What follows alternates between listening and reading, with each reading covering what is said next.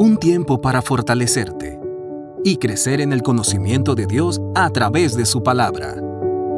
Esto es Reto 365, la Biblia en un año.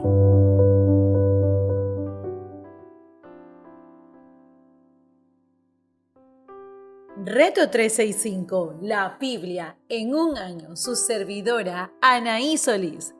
Antiguo Testamento, libro 2 de Crónicas, capítulo 16. Pacto de Asa con Ben-Hadad. En el año 36 del reinado de Asa, Baasa, rey de Israel, atacó a Judá y fortificó Ramá para aislar totalmente a Asa, rey de Judá. Entonces Asa sacó plata y oro y de los tesoros del templo del Señor y del palacio real, y se los envió a Ben-Hadad, rey de Siria, que gobernaba en Damasco. También le envió este mensaje: hagamos un pacto entre tú y yo, como el que hicieron tu padre y el mío. Aquí te envío oro y plata. Anula tu pacto con Baasa, rey de Israel, para que se marche de aquí.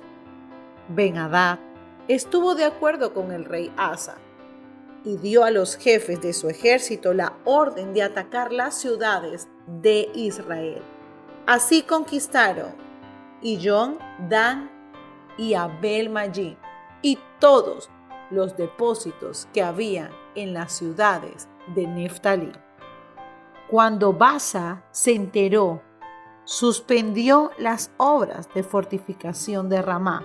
Entonces el rey Asa movilizó a todo Judá y se llevó a Ramá las piedras, la madera con que había fortificado aquella ciudad, y fortificó más bien Gebea y Mizpá. En esta ocasión el vidente Hananí se presentó ante Asa, rey de Judá, y le dijo: por cuanto pusiste tu confianza en el rey de Siria, en vez de confiar en el Señor tu Dios, el ejército sirio se te ha escapado de las manos. También los cusitas y los libios formaban un ejército numeroso que tenían muchos carros de combate y caballos. Y sin embargo, el Señor los entregó en tus manos, porque en esa ocasión tú confiaste en Él. El Señor recorre con su mirada toda la tierra y está listo para ayudar a quienes le son fieles. Pero de ahora en adelante tendrás guerra, pues acusaste como un necio. Asa se enfureció contra el vidente, por lo que éste le dijo, y lo mandó a encarcelar. En ese tiempo Asa oprimió también a una parte del pueblo. Los hechos de Asa, desde el primero hasta el último, están escritos en el libro de los reyes de Judá e Israel. En el año 39 de su reinado, Asa enfermó de los pies, y aunque su enfermedad era grave, no buscó al Señor, sino que recurrió a los médicos. En el año 41 de su reinado, Asa murió y fue sepultado con sus antepasados. Lo sepultaron en la tumba que él había mandado cavar en la ciudad de David, y lo colocaron sobre un lecho lleno de perfumes y diversas clases de especies aromáticas muy bien preparadas. En su honor, encendieron una enorme hoguera. Capítulo 17. Josafat, rey de Judá. Al rey Asa lo sucedió en el trono su hijo Josafat, quien se impuso a la fuerza sobre Israel. Colocó tropas en todas las ciudades fortificadas de Judá y guarniciones en que el territorio de Judá y en las ciudades de Efraín que su padre Asa había conquistado. El Señor estuvo con Josafat, porque siguió el ejemplo inicial de su padre, pues no buscó a los Baales, sino al Dios de su padre. Obedeció los mandamientos de Dios y no siguió las prácticas de los israelitas. Por eso el Señor afirmó el reino en sus manos. Todo Judá le llevaba regalos a Josafat. Llegó a tener muchas riquezas y recibió muchos honores. Anduvo con orgullo en los caminos del Señor y hasta quitó de Judá los santuarios paganos y las imágenes de la diosa Acera. En el año tercero de su reinado, Josafat envió a sus oficiales, Ben-Yalil, Abdías, Zacarías, Natael y Micaías, para que construyeran a la gente las ciudades de Judá. Con ellos fueron los levitas Semaías, Netanías, Zebadías, Asael, Semiramot, Jonatán, Adonías, Tobías y Tobadonías, y también los sacerdotes Elisama y Joram. Llevaron consigo el libro de la ley del Señor para instruir a los habitantes de Judá. Así que recorrieron todas las ciudades de Judá, enseñando al pueblo. Todos los reinos de las naciones vecinas de Judá sintieron un miedo profundo hacia el Señor y no se atrevieron a declararle la guerra a Josafat. Aún algunos filisteos le llevaron a Josafat como tributo regalos y plata. Los árabes también le llevaron 7,600 carneros y 7,600 machos cabríos. Josafat se hizo cada vez más poderoso, construyó en Judá fortalezas y lugares de almacenamiento y tenía muchas provisiones en las ciudades en Jerusalén. Contaba con un regimiento de soldados muy valientes cuyo registro, según sus familias patriarcales, es el siguiente. Jefes de 1,000 soldados en Judá. Annas, el comandante al frente de 300,000 soldados. Le seguía Jonaán, al frente de 280,000 soldados. La seguía Amasías, hijo de Zicrí, que se ofreció voluntariamente para servir al Señor y estaba al frente de 200,000 soldados. De Benjamín, Eliada, guerrero valiente, al frente de 200,000 soldados que portaban arcos y escudos. La seguía Jozabad, al frente de 180,000 soldados adiestrados para la guerra.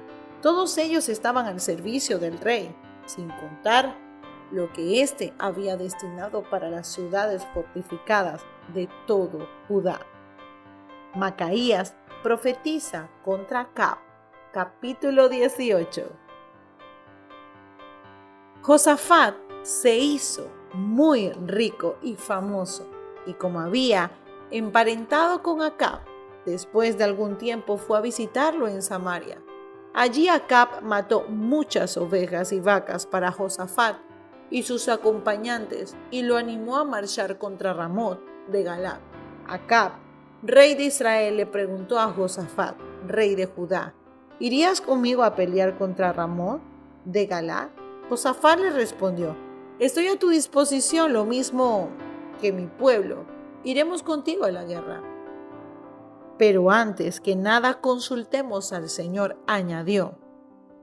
Así que el rey de Israel reunió a los 400 profetas y le preguntó: ¿debemos ir a la guerra contra Ramot de Galaad o no? Vaya su majestad, contestaron ellos, porque Dios lo entregará en sus manos. Pero Josafat inquirió: ¿no hay aquí un solo profeta del Señor a quien podamos consultar? El rey de Israel le respondió: todavía hay alguien por medio de quien podamos consultar al Señor, pero me cae muy mal, porque nunca me profetiza nada bueno, solo me anuncia desastre. Se trata de Micaías, hijo de Imla. No digas eso, replicó Josafat. Entonces el rey de Israel llamó a uno de sus funcionarios y le ordenó: tráiganme inmediato a Micaías, hijo de Imla. El rey de Israel y Josafat, rey de Judá, vestido con sus vestiduras reales, sentados en sus respectivos tronos, estaban en la plaza a la entrada de Samaria, con todos los que profetizaban en su presencia. Sedequías, hijo de Kenana, que se había hecho unos cuernos de hierro, anunció: así dice el Señor, con estos cuernos atacarás a los sirios hasta aniquilarlos. Y los demás profetas vaticinaban lo mismo: ataque su majestad a Ramot, de Galaad y vencerá porque el Señor le entregará en sus manos. Ahora bien, el mensajero que había ido a llamar a Micaías le advirtió: mira, los demás profetas a una voz predicen el éxito del rey. Habla favorablemente para que tu mensaje concuerde con el de ellos. Pero Micaías repuso: tan cierto como el Señor vive, te juro que yo le anunciaré al rey lo que Dios me diga. Cuando compareció ante el rey, éste le preguntó: Micaías, ¿debemos ir a la guerra contra Ramot de Galaad o no? Ataquen y vencerán, contestó él, porque les será entregada.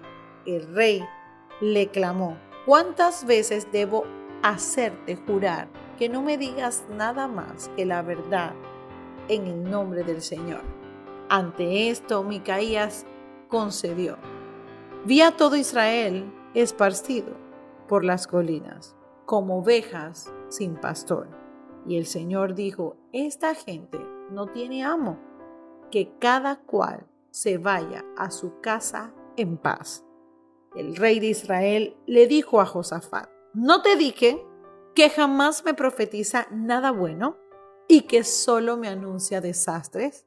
Micaías prosiguió: por lo tanto, oigan la palabra del Señor.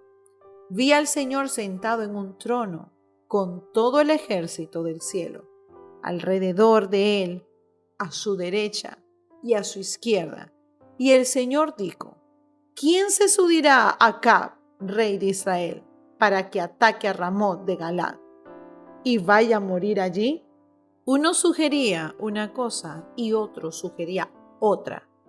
Por último, un espíritu se adelantó y se puso delante del Señor y dijo: yo los seduciré. ¿Por qué medios?, preguntó el Señor. Y aquel espíritu respondió: saldré y seré un espíritu mentiroso en la boca de sus profetas. Entonces el Señor ordenó: ve y hazlo, así tendrás éxito en seducirlo. Así que ahora el Señor ha puesto un espíritu mentiroso en la boca de esos profetas de su majestad.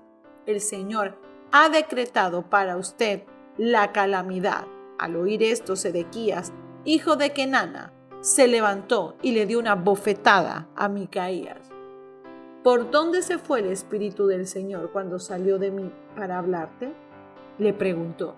Micaías le contestó: lo sabrás el día en que andes de escondite en escondite. Entonces el rey de Israel ordenó: tomen a Micaías y llévenselo a Amón, el gobernador de la ciudad, y a Joás, mi hijo. Díganle que les ordeno echar en la cárcel a este tipo y no darle más que pan y agua hasta que yo regrese sin contratiempos. Micaías manifestó: si regresas sin contratiempos, el Señor no ha hablado por medio de mí. Tomen nota todos ustedes de lo que estoy diciendo. Antiguo Testamento. Libro de Romanos, capítulo 7, verso del 7 al 25. Conflictos con el pecado. ¿Qué concluiremos? ¿Que la ley es pecado? De ninguna manera, sin embargo, si no fuera por ley, no me habría dado cuenta de lo que es el pecado. Por ejemplo, nunca habría sabido yo lo que es codiciar si la ley no hubiera dicho: no codicies. Pero el pecado, aprovechando la oportunidad que le proporcionó el mandamiento, despertó en mí toda clase de codicia, porque aparte de la ley, el pecado está muerto. En otro tiempo, yo tenía vida aparte de la ley, pero cuando vino el mandamiento, cobró vida el pecado y yo morí. Se me hizo evidente que el mismo mandamiento que debía haberme dado vida me llevó a la muerte, porque el pecado se aprovechó del mandamiento, me engañó y por medio de él me mató. Concluimos, pues, que la ley es santa y que el mandamiento es santo, justo y bueno. Pero entonces, ¿lo que es bueno se convierte en muerte para mí? De ninguna manera. Más bien, fue el pecado lo que, valiéndose de lo bueno, me produjo la muerte. Ocurrió así para el pecado se manifestara claramente, o sea, para que mediante el mandamiento se demostrara lo extremadamente malo que es el pecado. Sabemos en efecto que la ley espiritual, pero yo soy meramente humano y estoy vendido como esclavo al pecado. No entiendo lo que me pasa, pues no hago lo que quiero, sino lo que aborrezco. Ahora bien, si hago lo que no quiero, estoy de acuerdo en que la ley es buena, pero es ese caso ya no soy yo quien lo lleva a cabo, sino el pecado que habita en mí. Yo sé que en mí, es decir, en mi naturaleza pecaminosa, nada bueno habita. Aunque deseo hacer lo bueno, no soy capaz de hacerlo. De hecho, no hago el bien que quiero, sino el mal que no quiero. Y si hago lo que no quiero, ya no soy yo quien lo hace, sino el pecado que habita en mí.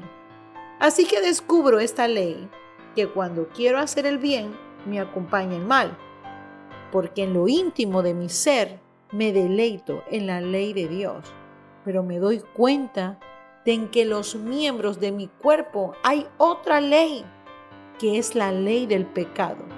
Esta ley lucha contra la ley de mi mente y me tiene cautivo. Soy un pobre miserable. ¿Quién me librará de este cuerpo mortal?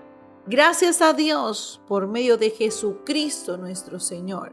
En conclusión, con la mente, yo mismo me someto a la ley de Dios, pero mi naturaleza pecaminosa está sujeta a la ley del pecado.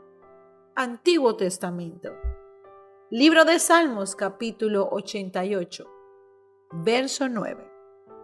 Yo, Señor, te invoco cada día, y hacia ti extiendo las manos. ¿Acaso entre los muertos realizas maravillas? ¿Pueden los muertos levantarse a darte gracia? ¿Acaso en el sepulcro se habla de tu amor y de tu fidelidad? ¿En el abismo destructor? ¿Acaso en las tinieblas se conocen tus maravillas o tu justicia? ¿En la tierra del olvido? Yo, Señor, te ruego que me ayudes. Por la mañana busco tu presencia en oración. ¿Por qué me rechazas, Señor? ¿Por qué escondes de mí tu rostro? Yo he sufrido desde mi juventud. Muy cerca he estado de la muerte. Me has enviado terribles sufrimientos y ya no puedo más. Tu ira se ha descargado sobre mí. Tus violentos ataques han acabado conmigo. Todo el día me rodean como un océano. Me han cercado por completo, me has quitado amigos y seres queridos. Ahora solo tengo amistad con las tinieblas. Meditación del día de hoy.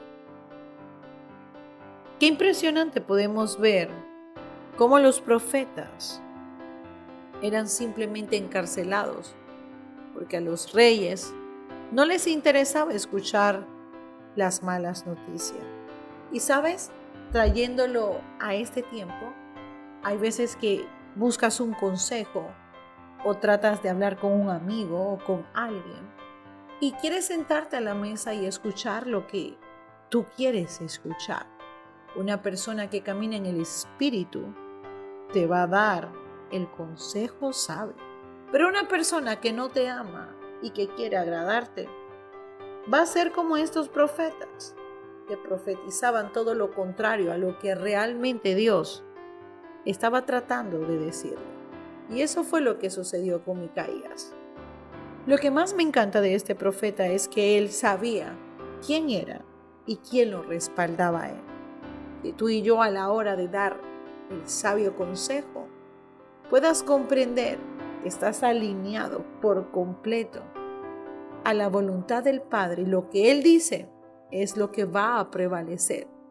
Vemos en el libro de Romanos capítulo 7, en este pasaje describe un contraste bastante marcado en nuestro ser interior, creado en rectitud, que quiere hacer lo bueno, que se regocija en Dios y le sirve de buena gana, y muestra nuestra carne que hace lo malo.